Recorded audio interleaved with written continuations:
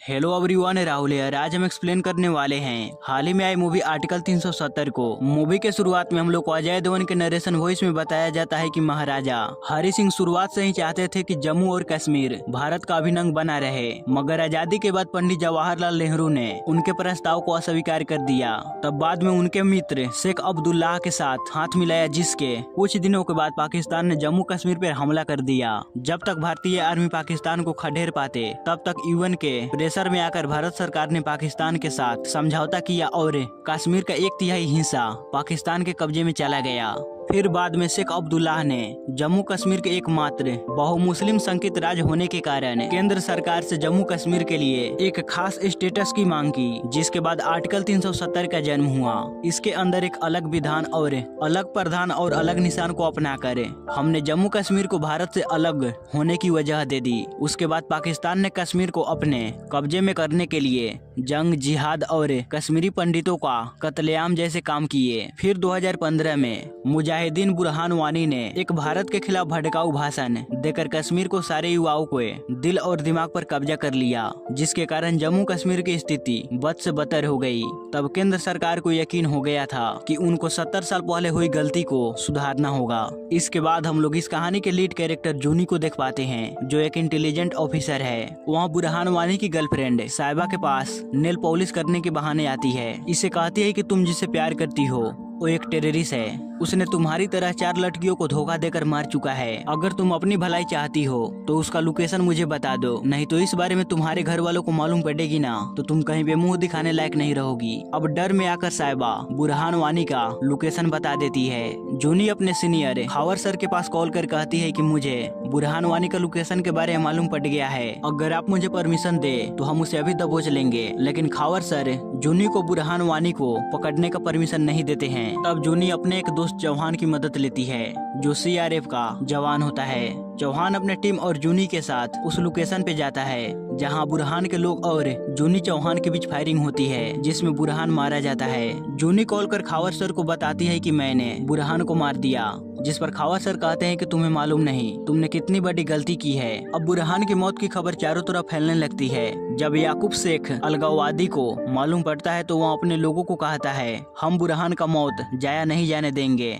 मस्जिद के बच्चे को, लोगों को, सबको पैसा दो। अब कश्मीर में हर दिन दंगे होंगे। याकूब बुरहान की जगह अपने एक नए कमांडर जाकिर नाइको को बनाता है। वहाँ कश्मीर के लोगों के बीच भाषण देता है कि अब हिंदुस्तान से कश्मीर को हम आजाद कर ही रहेंगे, जिसके बाद पूरे कश्मीर में दंगे होने लगते हैं। इधर जूनी के ऊपर एक कमेटी बैठाई जाती है कि तुमने खावर की परमिशन के बगैर बुरहान को क्यों मारा। अब इसलिए जूनी को कश्मीर से ट्रांसफर कर दिया जाता है और उसे दिल्ली शिफ्ट कर दिया जाता है। वहाँ दिल्ली में प्रधानमंत्री का सिक्योरिटी का इंचार्ज होती है। इसके बाद हम लोग पीएम के सचिव राजेश्वरी स्वामीनाथन को देख पाते हैं, जो जगमोहन पाटिल, जो कि वहाँ पूर्व राज्यपाल कश्मीर के रह चुके हैं, उनसे मिलती है और आर्टिकल 370 के बारे में बात करती है कि आखिर हम क्यों नहीं हटा सकते आर्टिकल 370 को। जिस पर जगमोहन पाटिल कहते हैं कि मैंने अपने समय में इसे हटाने की कोशिश की थी, मगर कश्मीर के लोग आर्टिकल 370 को अपने मजहब से जोड़कर देखते हैं। उनका ब्रेन वॉश कर ये बातें डाल दी गई है कि अगर आर्टिकल 370 को हटाया गया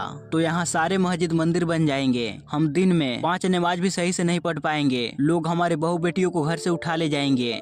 वहाँ के मुस्लिम आर्टिकल 370 को अपने धर्म से जोड़ लिए हैं। इसी वजह से हम आर्टिकल 370 को नहीं हटा पाए। इसके बाद राजेश्वरी अपने ऑफिस जाती है, जहाँ वो बेस्ट ऑफिसर की फाइल मंगवाती है ताकि वहाँ कश्मीर से टेररिस्ट का नामो निशान मिटा सके। वहाँ एक फाइल में जूनी की तस्वीर को देखती है। इधर हम लोग कश्मीर के पूर्व मुख्यमंत्री सलाउद्दीन जलाल को देख पाते हैं, जो दिल्ली आए हुए होते हैं। यहाँ परवीना अंद्रावी भी आई थी। ये दोनों यहाँ पीएम से मीटिंग करते हैं। मीटिंग खत्म होने के बाद जलाल जूनी को कहता है कि तुम उसी की ना बेटी हो जो तुम्हारे फादर बैंक में स्कैम किए थे और फिर सुसाइड कर लिए। जूनी से काफी ज्यादा दुखी होती है। वहाँ घर आती है और अपने फादर की पेपर में छपे न्यूज को देखती है। तभी उसके घर राजेश्वरी आती है। उससे कहती है कि हम एक एनआईए टीम बना रहे हैं, जिसके अंदर कश्मीर में हो रहे वायलेंस को रोकना हमारा काम है। इसके लिए तुम्हें किसी भी ऑर्डर की जरूरत नहीं, तुम अपने मुताबिक काम करोगी और डायरेक्ट अपना इन्फॉर्मेशन मुझसे शेयर करोगी। तो जूनी एनआईए टीम में ज्वाइन होने के लिए राजी हो जाती है। अगले दिन जूनी कश्मीर जाती है, जहां उसकी एनआईए टीम तैयार थी और इस टीम को लीड कर रही थी जूनी।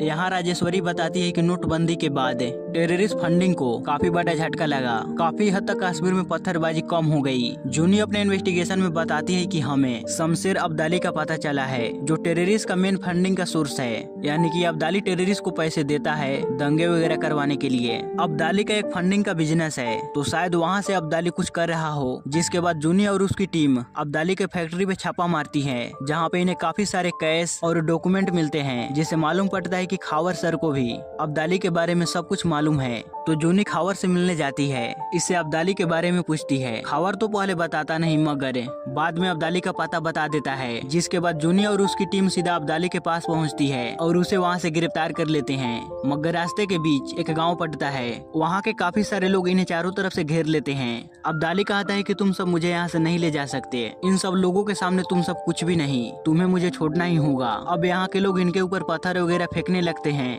अब्दाली को छुड़वाने के लिए। हालात की गंभीरता को देखते हुए चौहान अब्दाली को गाड़ी के बाहर बांध देता है, जिससे वहाँ मौजूद कोई भी लोग कुछ नहीं कर पाते और ये लोग अब्दाली को लेकर यहाँ से चले जाते हैं। जलाल और अंतरावी दोनों साथ में मिलकर कश्मीर में अपना एक अलग सरकार बनाना चाहते हैं। वह इसके लिए एक फाइल भी दिल्ली भेजते हैं, मगर राजेश्वरी इनकी फाइल को रिटर्न कर देती है और जूनी के पास कॉल कर उसे कहती है कि जलाल और अंतरावी अपना सरकार बनाना चाहते हैं। मैंने तो उनकी फाइल को टेक्निकल इशू बताकर रिटर्न कर दिया, ऐसा हो उससे पहले तुम अब्दाली को दिल्ली भेज दो। अगले सीन में सरकार जम्मू कश्मीर पे प्रेसिडेंट रूल लगा देते हैं, जिससे काफी समय तक जम्मू कश्मीर का कंट्रोल केंद्र सरकार के पास रहेगा। ये सब देखकर याकूब शेख और जम्मू कश्मीर के नेता चिंता में पड़ जाते हैं। इसी दौरान जब सीआरएफ के जवानों की बस जा रही थी, तभी एक लाल रंग की गाड़ी आकर इनसे टकराती है, जिससे यहाँ पे काफी बड़ा ब्लास्ट होता है। और यही था पुलवामा अटैक, जिसमें भारत ने अपने 40 जवानों को खो दिया था।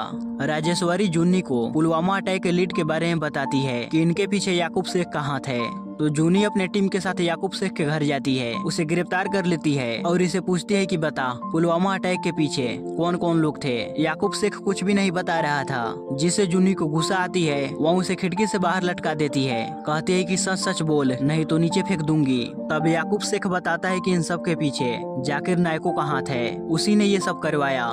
जूनी इसे सुसाइड बॉम्बर के बारे में पूछती है कि वो लाल रंग की गाड़ी कौन चला रहा था। याकूब बताता है कि वो 20 साल का लड़का था, वहाँ जेल में था, मगर उसे छुड़वाया खावर ने। अब इन सब में खावर का नाम आ रहा था, तो जूनी खावर के पास जाती है। पहले उस पे काफी ज्यादा गुस्सा होती है और उसे सस्पेंड कर देती है। इसके बाद भारत सरकार पुलवामा अटैक का बदला एयर स्ट्राइकर कर ले लेते हैं, जिसके बाद प्रधानमंत्री मीटिंग करते हैं, जहां ये तय होता है कि हम आर्टिकल 370 को हटाएंगे 5 अगस्त को। अब कश्मीर ने बहुत दर्द झेल ली है, मगर इसे हटाने से पहले इसका केस स्टडी करना जरूरी था। इसकी जिम्मेदारी राजेश्वरी के ऊपर थी। बस बड़ी प्रॉब्लम ये है, जम्मू कश्मीर के आर्टिकल 370 को कॉन्स्टिट्यूशन असेंबली के द्वारा ही हटाया जा सकता है, मगर वो असेंबली एग्जिस्ट ही नहीं करती और केंद्र सरकार के पास भी ऐसी कोई पावर नहीं जिसे वो आर्टिकल 370 को हटा सके। लेकिन बाद में राजेश्वरी को मालूम पड़ता है कि आर्टिकल 370 के साथ कुछ गड़बड़ कर सब क्लोजन को छुपाया गया है, जिस वजह से राजेश्वरी जूनी को कश्मीर भेजती है और उन सब क्लोज के बारे में पता लगाने को कहती है। वहाँ जाकर जूनी पता लगाती है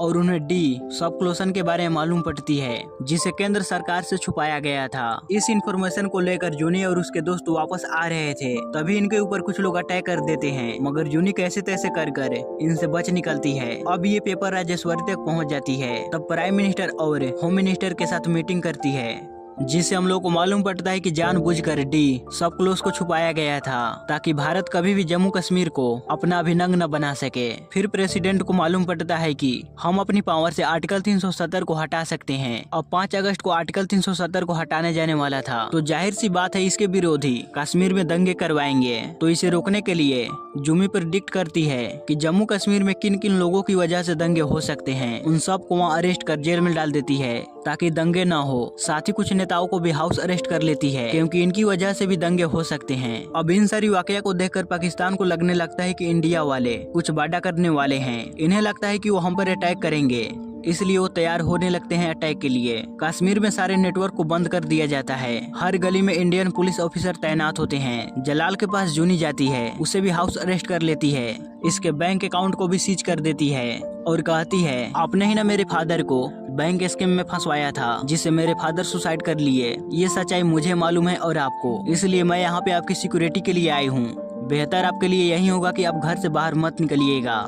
इधर टीवी न्यूज चैनल वालों को भी मालूम नहीं पड़ता कि आखिर इंडिया सरकार क्या कर रही है। वहीं इधर प्राइम मिनिस्टर प्रेसिडेंट से आर्टिकल 370 हटवाने के लिए इस बिल पे साइन करवा ली थी। बस अब इनको संसद से बिल को पास करवाना था। अब 5 अगस्त 2019 का दिन आता है जहां मिनिस्ट्री विधानसभा में आर्टिकल 370 के बिल को पास करवाने वाले थे, क्योंकि यहां से बिल पास हो गए तो लोकसभा में आसानी से पास हो जाएंगे और आर्टिकल 370 हट जाएंगे। अब संसद के विपक्षी पार्टी आर्टिकल 370 को नहीं हटाना चाहते थे। वो इसके बिल्कुल विरुद्ध आ जाते हैं कि आर्टिकल 370 नहीं हटेंगे। इधर हम जूनी को देख पाते हैं जहां उसे मालूम पड़ता है कि पाकिस्तान की आर्मी टेररिस्ट के जरिए जलाल के ऊपर हमला करवाने वाली है ताकि वहां भारत को पूरी दुनिया के सामने जलील कर सके। तो जूनी जलाल के घर जाती है, उसके चेहरे पे काले कपड़ों से उसके चेहरे को ढक करे इन्हें अपने साथ ले जाने लगती है ताकि वो सेफ रहे। मगर रास्ते के बीच में ही टेररिस्ट इनके ऊपर अटैक कर देते हैं और ये अटैक जाकिर नायकों ने किया था। वहाँ जलाल को मारना चाहता था, मगर यहाँ पे जूनी की टीम और जाकिर नायकों की टीम के बीच फायरिंग होती है। लास्ट में जूनी जाकिर नायकों को शूट कर उसे खत्म कर देती है और जलाल को बचा लेती है।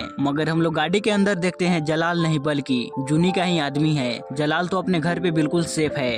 इधर पार्लियामेंट में बहस हो रही होती है। ओपोजिशन पार्टी संसद छोड़कर चले जाते हैं। प्रधानमंत्री इनके सामने हाथ जोड़ते हैं इस बिल को पास करवाने के लिए। तब जाकर संसद में वोटिंग होती है और यहाँ आर्टिकल 370 के हटाने का बिल पास हो जाता है, जिससे पूरी देश में खुशी का माहौल छा जाता है, क्योंकि जम्मू कश्मीर से अब आर्टिकल 370 को हटा दिया गया था और जम्मू कश्मीर को यूनियन टेरिटरी का दर्जा भी दिया जाता है ताकि आगे भविष्य में कोई भी कभी भी जम्मू कश्मीर को भारत से अलग करने की कोशिश न कर पाए। और इसी के साथ ये मूवी यहीं पे खत्म होती है। सो गाइस, आपको ये वीडियो कैसा लगा लाइक और कमेंट कर जरूर बताइएगा। मिलते हैं अगली वीडियो में।